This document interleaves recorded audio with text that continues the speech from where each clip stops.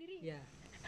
Oke, assalamualaikum warahmatullahi wabarakatuh. Halo teman-teman, ketemu lagi di channel ini. Channel ini bukan podcast. Nah, kali ini kita bakalan membahas tentang radikalisme dan anti kekerasan. Nah, di sini saya ditemani oleh teman-teman saya, teman-teman gua nih. Ada Mbak Rizda dan Mbak Maura ya. Nah, ini dari teman-teman dari UIN Salatiga. Nah, ini kita bakalan ngebahas tentang radikalisme. Nah, sebenarnya sebelum kita bahas lebih jauh, kita pengen satuin persepsi kita dulu nih tentang radikalisme. Nah, sebenarnya menurut teman-teman nih radikalisme itu yang kayak gimana deh? Coba. Radikalisme itu setahu saya ya kayak suatu paham ataupun aliran yang sebenarnya tuh ingin membawa ke pembaharuan atau perubahan, cuma caranya ekstrim. Ya, jadi intinya poin dari radikalisme itu tentang ekstriman gitu ya. Nah, kalau menurut Mbak Rizda itu gimana? Radikalisme itu sebenarnya apa sih itu? Supaya kayak nanti kita bakal bahas nih lebih panjang tentang radikalisme, nah, dan anti kekerasan itu sendiri. Nah, sebelum ke sana kita perlu pandangan dulu nih dari teman-teman supaya nanti kita kalau ngomongin tentang radikalisme kita ngeh ke satu hal yang sama itu enggak, ya enggak? Wah, menurut Mbak Rizda ini gimana, Mbak? Sama sih apa yang disampaikan sama Mbak Maura tadi. Menurut saya seperti itu. Seperti itu tuh gimana? Soalnya gak sesuai.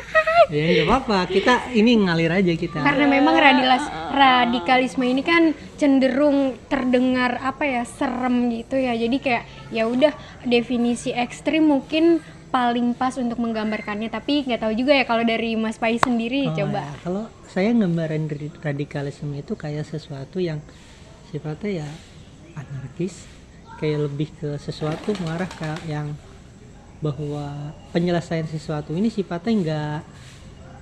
Kalau radikalisme kan banyak ya, kalau kita ini dari radikalisme dalam berpikir berarti pemikiran secara radikal, secara brutal dan sebagainya. Nah, berarti poin dari radikalisme ini lebih ke yang sesuatu yang sifatnya tuh kayak ya tidak terarah atau kayak brutal gitu. Kalau saya gambarin definisinya seperti itu.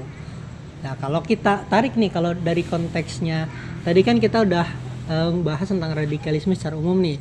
Nah, kita tarik nih bahwa supaya spesifik kita bakal membahas tentang radikalisme dalam beragama. Nah, kemarin tuh kita ada berita ya di medsos itu bahwa mantan gubernur Jawa Tengah ya, Ganjar Pranowo, dia tuh kayak menemukan beberapa indikasi tentang paham-paham radikalisme terhadap beberapa kepala sekolah.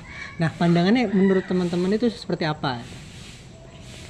Kalau menurut saya ya, tentu fenomena itu tuh yang fenomena Pak Ganjar menemukan berapa? 7 orang ya? 7 orang ya. 7 orang yang dia dianggap radikalisme. Itu tuh sangat memprihatinkan menurut saya.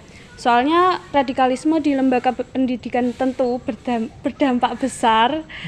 Karena sekolah adalah tempat generasi muda belajar dan membentuk pola pikir. Jika pemimpin di sekolah itu terpengaruh radikalisme, dikhawatirkan dari adanya radikalisme itu juga bisa berpengaruh kepada siswa-siswanya. Ini menjadi tanggung jawab bersama sebenarnya untuk mencegah hal itu terjadi. Mbak Maura sendiri gimana nih pandangannya terhadap penemuan itu? Kan itu sesuatu yang mencengangkan kan, kalau kita tahu bahwa dunia pendidikan ini kan kayak sebagai candra di muka dari semua komponen, kemudian berawal dari pendidikan. Nah, kalau pendidikan ini sudah mulai terindikasi bahwa ada paham radikal itu, maka nantinya akan berpengaruh terhadap pandangan yang kedepannya seperti itu. Nah, untuk pandangan Mbaknya sendiri gimana? Kalau menurut saya sih ya kurang lebih sama seperti Mbak Rizda, tapi mungkin langsung saja ke solusi-solusinya gitu. Jadi ini mungkin salah satu PR pemerintah gitu untuk menindaklanjuti ini sih. Nah, jadi ini kalau kita hubungin sama tadi tentang agama, kita balik lagi tentang agama, radikalisme dalam beragama kan ya. Nah, radikalisme dalam agama ini kan kita muncul nih pertanyaan kita tuh, seringkali kan radikalisme ini lebih condong dikaitkannya tuh sama Islam. Jadi kayak di mana-mana tuh orang kalau ngomongin radikalisme identiknya dengan Islam dan sebagainya. Nah, sebenarnya kan kita muncul nih pertanyaan nih, kalau kayak saya kan kita bicara dari paham yang di luar ya. Apakah Islam sebenarnya tuh memandang bahwa radikalisme ini sesuatu yang benar? Nah itu kayak yang pengen saya tanyain, kayak ya ini berangkat dari pertanyaan dari diri saya sendiri gitu kan ya. Emang Islam ngajarin nih kekerasan kayak harus kayak orang tuh harus Islam gitu, kalau enggak kayak gimana gitu, kalau enggak bukan kayak ini. Nah teman-teman ini kan dari Universitas Islam nih, Universitas Islam Negeri Salatiga ya. Nah itu kan pasti mungkin punya pandangan tentang radikalisme, dan mungkin teman-teman lebih paham tentang Islam itu sendiri daripada saya gitu. Nah, coba saya pengen tahu nih pandangannya gimana. Ya coba minum dulu ya, jangan tegang kita enjoy aja.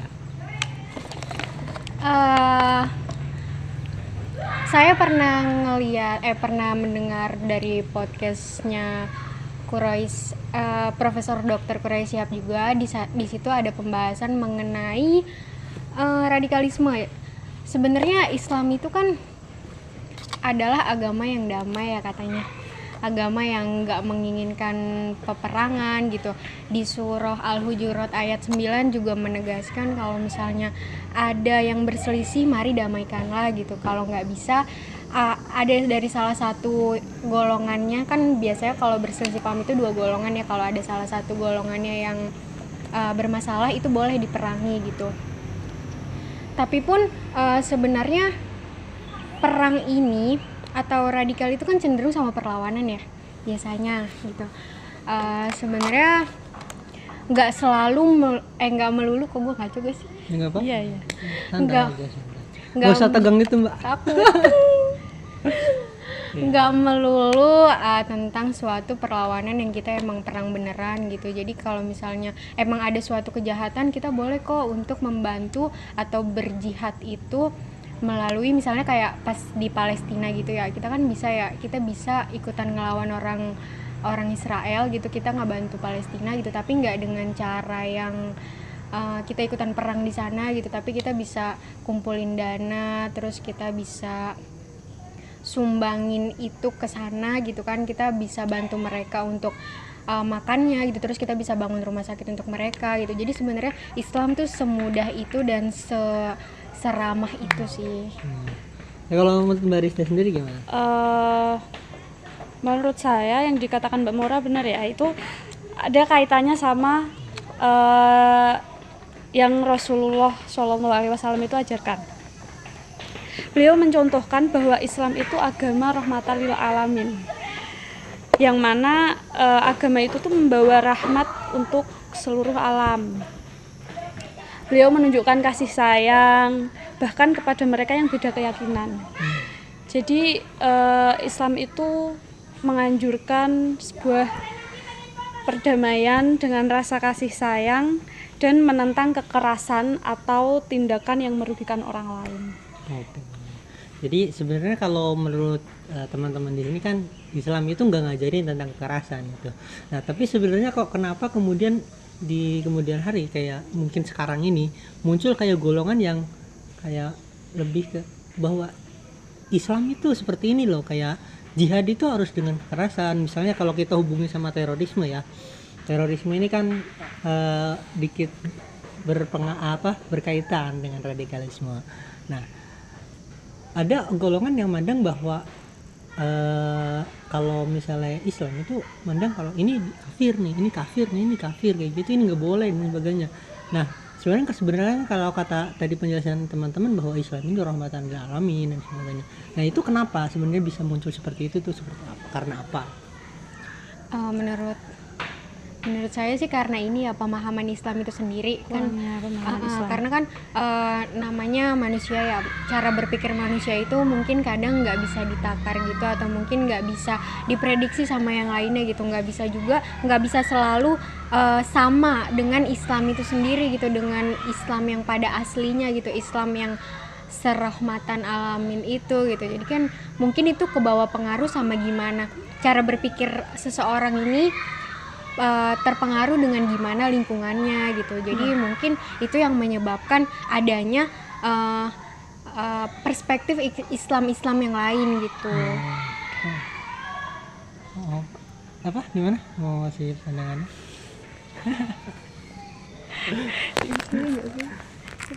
Ya, kalau tadi kata sampean itu berarti kan lebih ke pemahamannya. Berarti sebenarnya Islam ini ngajarin tentang perdamaian kan ya.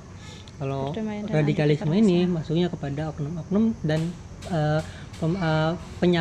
kesalahan paham di dalam menafsirkan Al-Quran itu kan. Al-Quran kan sebagai apa petunjuk di agama Islam kan.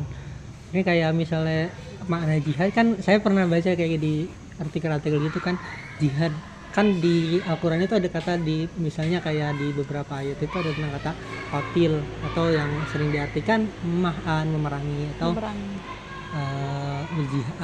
jihad. Nah itu biasanya kan dijadiin alasan oleh oknum-oknum tersebut bahwa kalau memerangi ya harus dengan cara ya benar-benar perang. Nah tapi kan ada pandangan lain bahwa sebenarnya kan kita udah berbeda zaman. Mungkin kalau pada zaman dahulu itu masuknya kayak merangi ya kita langsung face to face perang itu sambil bawa arit gitu kali ya, carok gitu sama aja. Kalau sekarang mungkin lebih ditarik dan maknanya itu semakin meluas kan, berbeda dengan konteksnya seperti dulu. Kalau dulu bermaknanya perang secara zahir, ini sekarang kita berperang dalam konteks yang lain. Kayak misalnya sekarang kan Islam tuh ya kita di sini kan udah ada namanya tentang HAM dan sebagainya kan. Kalau ngomongin tentang itu maka ini akan kontras banget kalau kita memahami kata qatil di dalam Al-Quran itu sebagai kayak sebagai yang dimaknai seperti jihad, perang dan sebagainya. Nah kalau misalnya gitu bagusnya berarti apa sih yang harus kita lakukan nih sebagai generasi Islam buat kayak menangani atau mencegah dari pemahaman-pemahaman seperti itu kan. Kayak sekarang udah marak nih pemahaman radikal tentang itu tuh. Nah yang harus kita lakukan itu sebagai kita kan terutama mahasiswa Islam ya, itu coba gimana ya, kita bebas opini aja, nggak harus kita di sini nggak harus pakai referensi apa nggak usah, yang penting kita ngomong, kita seru-seru aja. Banyak untuk mendalami agama kita mungkin lewat banyak sumber ya gitu. Jadi kita bisa menyeleksi nih gitu, yang mana yang masih searah gitu, yang mana yang sekiranya tuh enggak kiri gitu loh. Oh yang ekstremis kiri itu. Kalau ya benar sih, kayak menurut saya ya sama seperti itu. Jadi bagaimana kemudian agama ini dipahami jadi sesuatu yang lebih enjoy dan sebagainya. Dan realitanya agama ini tidak menyulitkan. Kalau kita itu Islam itu fleksibel kan, itu enggak terlalu kaku itu, menyesuaikan konteksnya. Oke, terima kasih nih, kita diskusi kali ini udah seru banget bersama Warisda sama orang. Makasih udah waktunya, udah mau diajak ngomong-ngomong nih di Ini Bukan Podcast. Nah itu nanti kita kapan-kapan ngopi-ngopi lagi, oke? Boleh. Oke, sekian untuk podcast kali ini. Semoga kita ada yang dapat kita dapatkan dari hasil podcast hari ini. Dan kurang lebihnya mohon dimaafkan. Assalamualaikum warahmatullahi wabarakatuh. See you next time.